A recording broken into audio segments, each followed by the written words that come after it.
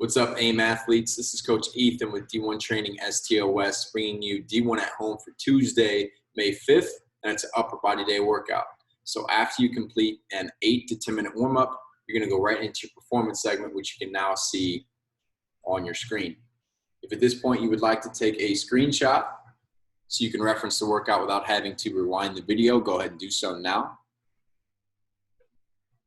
So, very same workout from last week, except our reps have changed. All right, so we're going to do our wall series knee drive, 2s and 3s, 5 each side still. And then notice here for our wall series sprints, we're going to do 6 sprints for 12 seconds this week. All right, so I'll go over those two right now. So our wall series knee drive, I'm going to take you over to my wall right here. All right, so very similar to last week.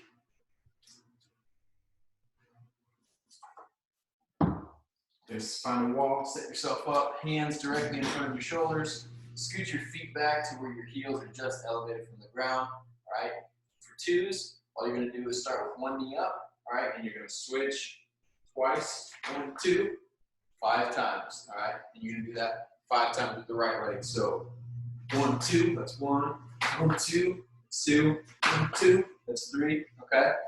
And then once you complete 5s on your right, you'll do 5s on your left. Okay, with 3s, it's going to be a little bit different. Okay, you're going to do 10 total reps, completing 5 reps on each leg. The reason being, when you do 3s or triples, it's going to go 1, 2, 3, and your opposite knee is going to end up in the up position now. All right, so when you do 3 again, 1, 2, 3, my right leg's back up. All right, so 3s will go all the way up to 10, and you'll end up getting 5 on each leg. Okay. After you complete your 2s and 3s, give yourself 30 to 60 seconds, and then you're going to go into your 6 12-second wall sprints. Okay? So when you do those, it's the same setup, same position on the wall here. You're going to start with your knee up, and then it's an all-out sprint for 12 seconds. All right, so set a timer, set it down near you to where you can see. Once that timer gets to 12 seconds, that's when you go. So I would say start at 15 or 16 seconds, watch it tick down until 12, and then once it hits 12, do an all-out sprint at the wall until it dings, all right? Once you get one sprint in, you'll give yourself 60 seconds rest or so between, all right? 45 to 60 seconds is a good rest, all right? If 60 seconds is too much, bring it down to 45. If 45 is too little, make sure you're going around 60 seconds rest. So somewhere in there between each sprint, you have 6 of them. After you complete 6 of your wall sprints, we're going to go into the resistance training, all right? Give yourself 2 minutes rest after your performance segment, okay? Then we're going to start the resistance training with A1 and A2, which is a plyo push-up for 4 sets of 5 reps, and then a cobra plank with your elbows tight to your sides for 4 sets of 25 seconds. So I'll go ahead and demo those real quick. If you have a floor like mine, which is not real wood, even if it was, I'd probably still slide. So I'm going to find a spot where I can put my feet against the wall. All right, I'm going to start on the ground here for plyo push-ups. Wrists underneath my elbows. Make sure when I push up, I can kind of bend at the knees. So I'm pushing up off the ground as hard as I can. Trying to get some air. And then when I land, I'm landing soft. Okay, I'm not crashing against the ground, so I'm letting my arms, my chest absorb the force as I hit that ground. When you do a cobra plank, you're going to be in this position here. Elevate your legs to turn your glutes on, your lower back extenders, and you're going to pull them elbows back just like so. All right, pinch your shoulder blades. Make sure your shoulders are down out of your ears. All right, you'll be feeling that in your entire back the whole time. All right, and hold that for 25 seconds.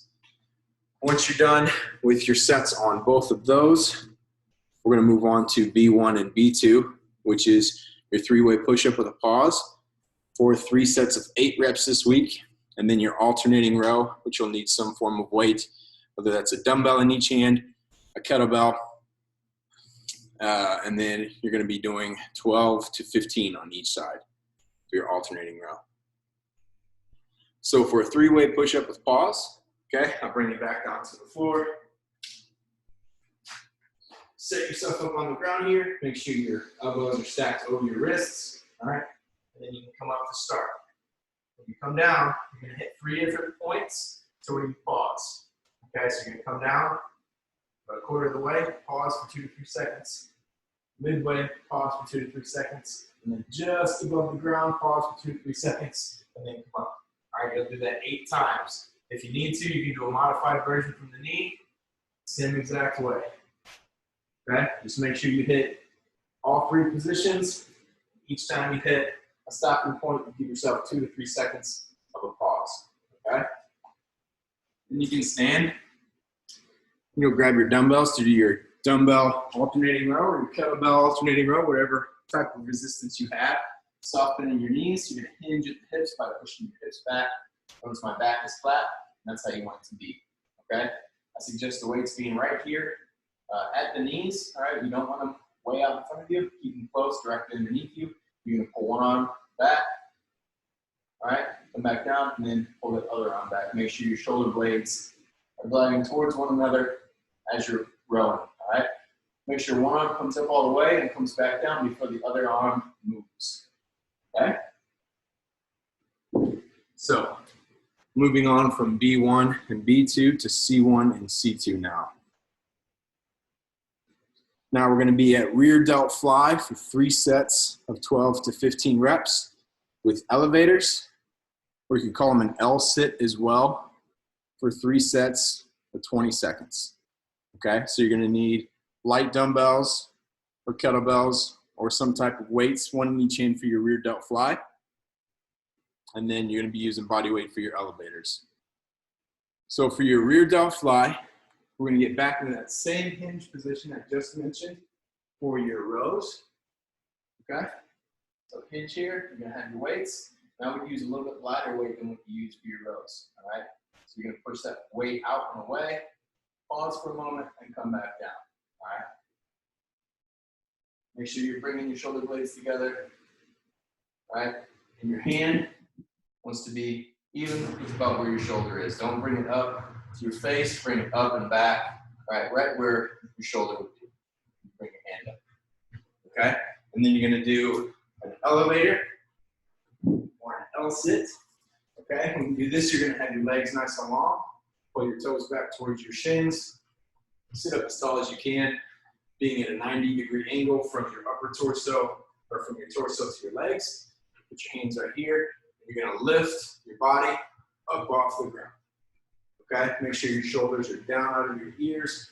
You're pushing those hands into the ground, lifting a majority of your body weight off the ground. All right, some of your legs and hips are going to stay on the ground, and that's okay. But you're going to have a majority of the weight in the arms. You're also going to feel it in your chest, back. All right, so this is a great upper body exercise that you can do at home. Moving on from C1 and C2, we're going to do D1, D2, and D3. We're going to do chair or box dips for 3 sets of 12 to 15 or more. So that plus means if you get to 15 and you can keep going, go ahead and keep going. All right, keep knocking those reps out. Shoulder taps for 3 sets, 15 on each side for 30 total. And then a hollow body hold for 3 sets for 30 seconds. All right, so at this point, you'll need a chair or a box, all right, or you can use your couch as well. Just make sure it's going to be something that's not going to move. So notice how I put my chair against the wall here. That just gives me some added safety. So that way when I'm doing my dips here, I'm not a couple reps in, and then I go to do it, and it slides out from under me. Okay? Because I don't want to be in this position with my arms back behind me and it slide. All right? I hate for something to happen to your shoulders. Okay? So scoot that chair against something if you're going to use a chair like me, and then just bring your body just off the bench so your hips are just off the edge of the bench here, legs long, put your toes back towards your shins, and then you can let your elbows bend as you drop your weight down towards the ground, and drive your arms through the box and through the chair to get your body back up. Notice my hips go down and back, and they stay there, okay? Don't come up and bring your hips up, because now you're using your legs, all right, to cheat your hips. Don't do that. Keep your butt down and back, down, drive through the box with your arms and hands. Okay, so After your dips, we're gonna do shoulder taps. You're gonna go back down to the ground in a tall plank, feet wide, hands narrow directly underneath your shoulders. You're gonna lift one hand, tap your shoulder, plant that hand firmly, tap your other shoulder, and continue. Try to keep a tempo similar to mine. So up, tap, down, up, tap, down. Notice I'm not doing it very quickly. All right, my feet are really wide. All right, so my hips aren't twisted. All right, the more narrow your feet are, the harder it's going to be.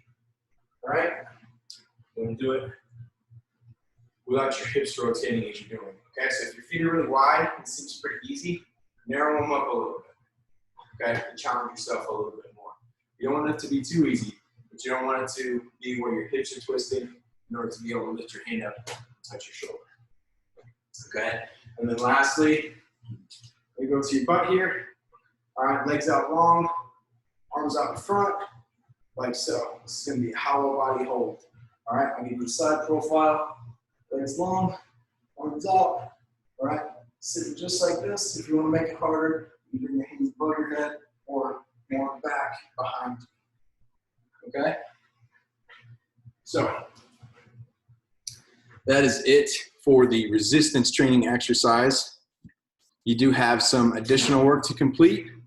So long as it's not raining outside, we'll do a sprint back 5 yards and sprint forward 10 yards. Your total distance will be 15 yards covered. In between each of those reps, you'll rest 30 to 40 seconds, okay?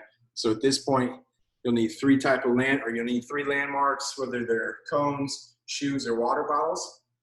You'll start by setting a cone for a starting line. Okay, we'll call that the back line. You'll walk forward 5 yards, put another landmark, and then from there, you'll walk forward and put another landmark, another 5 yards from the midline. So we'll have a back line, or the start line, midline 5 yards away, and then another 5 yards away, which is our front line or our finish line. We'll have another landmark. Okay, so 10-yard space here. All right, you'll start in an athletic stance, standing on the midline. All right, and on your go, you'll turn over one shoulder quickly, turn around and sprint back, touch the line with your hand, turn right back around the same direction you turned, and then finish through the full 10 yards. Okay, so sprint back 5, touch, and then sprint forward 10. All right, and that's one rep. The next time you go, make sure you turn over your other shoulder, sprint, touch, and turn back the same way you turn. All right, make sure we're not turning all the way around in a circle and sprinting. Okay, you turn this way, turn back like that, you turn over your left, turn back like that. All right, make sure you have enough room after your finish line or your front line so you can slow down, because I'd like for you to do a full out 10-yard sprint. Okay, so roughly if you have 15 to 20 yards to work in, that'd be great. Really, you're only going to set up 10 yards. Okay, if you have 15 or 20, even better. That way you can do your full 10-yard sprint, and then once you get past that finish line, then you can use that yardage to slow down. Okay, and then last but not least, you'll go ahead and complete your ACL Play It Safe after everything is done. And the ACL Play It Safe is a program that we've partnered with SSM Physical Therapy with to bring a program to our athletes that will lessen the likelihood of a lower limb injury. Okay, so you'll go ahead and stick with level 1 for the next several weeks, and you'll be good. All right, so that's Tuesday, May 5th, upper body workout. AIM athletes, hope you have fun. Have a great time. We'll talk again soon.